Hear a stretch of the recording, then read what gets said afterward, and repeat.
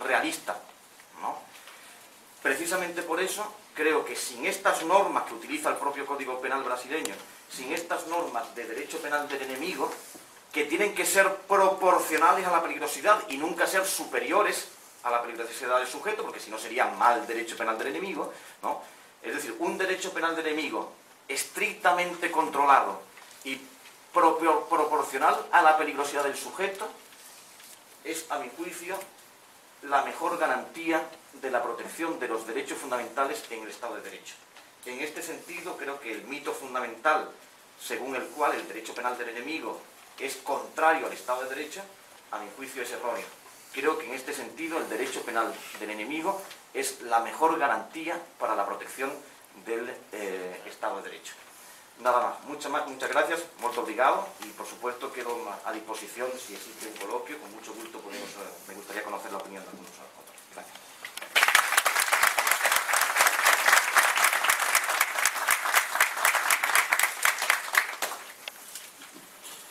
Realmente, a colocação sobre o tema direito penal do inimigo, como o professor Miguel colocou, não é algo imaginário, né?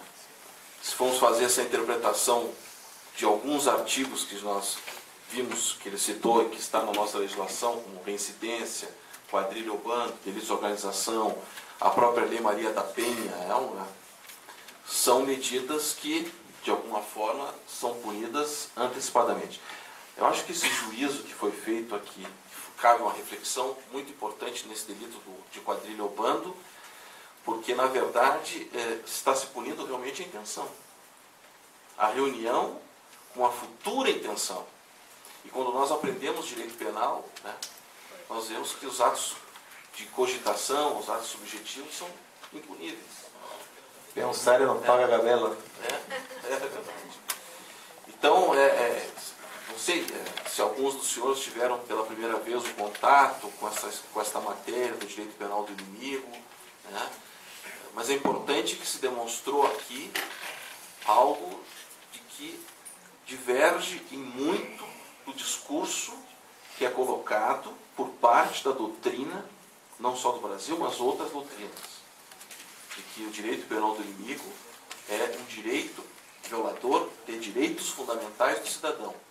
E que nós vimos aqui, normativamente, não é nada fora o princípio da legalidade do direito penal. Tudo que foi dito aqui não foi dito sem que existisse uma norma a legitimar isso. Ou seja, um respeito ao princípio da legalidade. Exemplo, a medida cautelar da distância na Lei Maria da Penha, que o descumprimento dessa medida autoriza uma prisão preventiva. Então, são todas medidas normativas que nós não conseguimos ver, ou até então, com o advento desta denominação direito penal do inimigo, como ato diferenciado, no tocante à responsabilidade do sujeito. Então, isso é muito importante, raciocinar e pensar. Um outro tema muito forte é manutenção de direitos humanos, restringir direitos de um infrator em potencial, né? Significa manter direitos fundamentais de outro. Né? E quando se fala nisso, com restrição, com critérios normativos. Nós não temos esse delito aqui, mas eles têm delito de terrorismo. Associação para a prática de terrorismo, que é muito forte nos países que enfrentam isso, que tem muitas mortes de pessoas que não tem nada a ver com a prática política do terrorismo, né? Com o crime de tráfico. Muito se disse aqui também no Brasil que o direito penal do inimigo equipara-se a crimes hediondos, porque tem um tratamento diferente, né? Quando criou a lei dos crimes hediondos, se proibia a progressão de regime, de cumprir. Depois o Supremo disse que isso é inconstitucional em virtude da individualização da pena. Teria que passar pelas fases da progressão. Né? Que o direito dos crimes hediondos, daqueles crimes que estão lá tipificados como hediondos, tem um tratamento diferenciado no tocante à pena e seria direito penal do inimigo. Nós vimos que não. Que é um direito repressor. Mas não direito.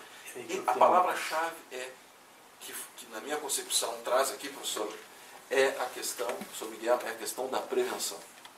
Isto não vi ainda, nessa questão do outro direito, como um critério preventivo. Prevenção geral.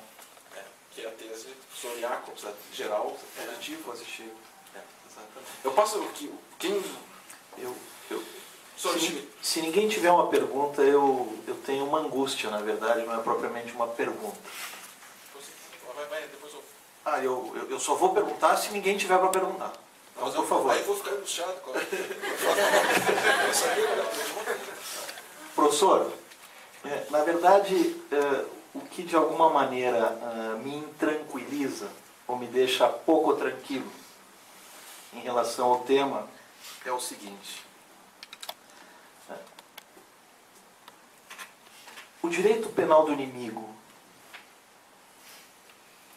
enquanto instrumento de legitimação na sua aplicação por parte do Estado, qual é o limite? Exemplo. Nós vivemos algumas situações na América Latina de um processo de anomia em algumas situações. A preocupação que eu tenho é da utilização de um direito penal do inimigo para justamente legitimar essa ausência do Estado em relação ao cumprimento da própria norma e daí surgir, na verdade, um Estado arbitrário quanto à aplicação dessa norma. Talvez seja uma questão mais de política criminal, propriamente, mas que o direito penal do inimigo legitimaria, caracterizando um direito penal do autor em relação a um direito penal do fato, com muito mais profundidade ou aumento, digamos assim. Se me fiz entender. Bueno, yo le agradezco al señor Schmitz la pregunta, que son realmente interesantes, que me da la oportunidad de comentar brevemente dos cuestiones que no he comentado por cuestión de tiempo en mi conferencia. En primer lugar, el límite del derecho penal del enemigo en el Estado de Derecho, y en segundo lugar, la cuestión del derecho penal de autor, derecho penal de acto. Bien, ya he dicho antes que el concepto de derecho penal del enemigo para muchos autores es contrario al Estado de Derecho. Dicen, el concepto de derecho penal del enemigo es propio de las dictaduras. En el Estado de Derecho no queremos derecho, no tenemos y no necesitamos derecho penal del enemigo. A mi juicio, esta opinión es engañosa, es una falacia, porque se dice, no queremos derecho penal del enemigo, pero después aplicamos y justificamos normas que son encuadrables dentro del concepto. Esto se ve, por ejemplo, muy claramente incluso en los tribunales constitucionales. En esa sentencia que yo he citado anteriormente del Perú, de la Corte Constitucional del Perú, dice el Tribunal Constitucional, no queremos un derecho penal del enemigo en el Perú porque es contradictorio con la Constitución. Es inconstitucional. Derecho penal del enemigo, inconstitucional. Pero a continuación legitima y dice que es acorde a la Constitución la regulación de la reincidencia y la habitualidad delictiva. Entonces, en mi comentario dije, el Tribunal Constitucional del Perú legitima materialmente lo que formalmente declara como ilegítimo. Dice, formalmente es ilegítimo el derecho penal del enemigo, pero materialmente sí lo queremos, porque nos hace falta.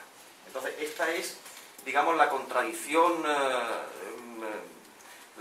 un poco, este tratamiento contradictorio y un poco, por así decir, un poco falaz, ¿no?, de esta materia. Bien, yo creo que decir derecho penal del enemigo, dictadura, y derecho penal en la democracia, no hay derecho penal del enemigo, esto es irreal y además es falaz. Yo creo que el derecho penal del enemigo, en el momento actual, solamente se puede plantear en el Estado de Derecho. Solo. el planteamiento en torno a un derecho penal del enemigo solamente tiene sentido en un Estado de Derecho. ¿Por qué? En la dictadura, la norma es ilegítima.